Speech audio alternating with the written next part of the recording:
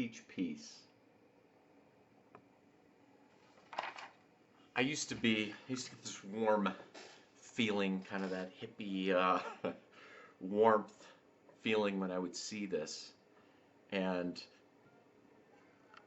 it really resonated with me. And now I don't see it in that way at all. And I think it's an extremely limiting perspective. Teach peace. And I'll explain this. And I had this discussion with my students in a communications class, and it's an amazing group of students, and they're basically want to be HVAC guys, but they're younger. They're in their mid 20s, most of them, and they have a perspective and they have a way of seeing things very quickly. Even though I don't think they've had a lot of classes that have been as deep, and that's what I like, is that they are coming from a more rawness. So teach peace. Why to me is this a heavy thing and not a good thing? Well, teach peace seems like it's this great concept. But I would say that we do not live in peaceful times. And our cultures are not necessarily peaceful.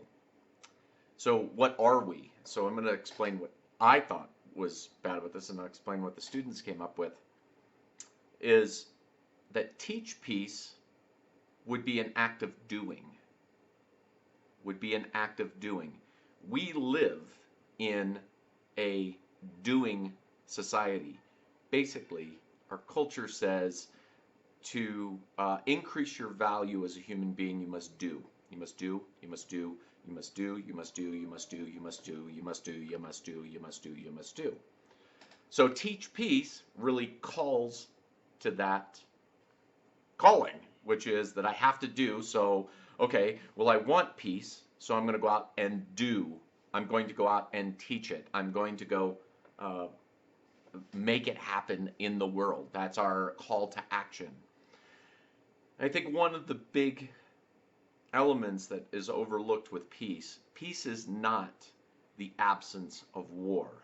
Peace is not the absence of war.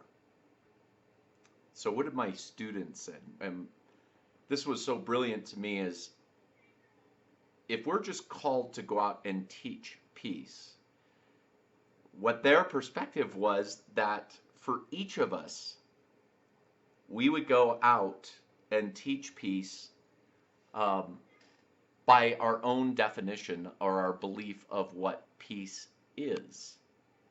So again, now we're subject to subjectivity or the relativity of each perspective and what they believe. So, and this they brought up too, was that you may avoid conflict in order to keep the peace, but you didn't resolve the problem. You didn't speak your truth. Basically, they spoke right into the aspect of codependency. And it's absolutely a codependent thing. So it was wonderful as we're having this really amazing talk, and they totally, it was a dialogue between us. I had one of my students stand up, and he was standing there with a Sharpie, and I was just like, okay. I said, I'm almost done. I was finishing up a thought, and I said, but I could see you're ready to do something. So I had written this little message up on the board, and so this student finally said, okay guys, I'm about to blow your minds. And he walks over and he erases the T in teach peace and he replaces it with an R. Reach peace. He did blow our minds. In fact, he said, I blew my own mind. I didn't even know where that came from. Okay, so now we've got somebody that's butting into their own creativity, which is wonderful. I said, where does that come from? Anyway, teach peace. Peace is not an action. Peace is first a state of being. So ontological. meaning to be. Um, Peace is first found within us. So you reach peace. And by reaching peace, it's a default that you teach peace. But if we're just saying, oh, if we want to change the world, we'll go teach peace. Basically, what you're teaching is not war. And this goes even deeper that,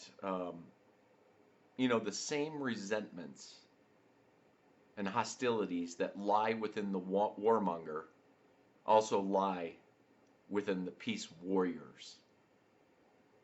And that's a huge aspect. That's a dualistic way of looking at doing something, like fighting in order to have something else. When peace is a completely different thing. Peace is a state of being, and we create peace within ourselves, and then we become the action that goes after it. Something to think about.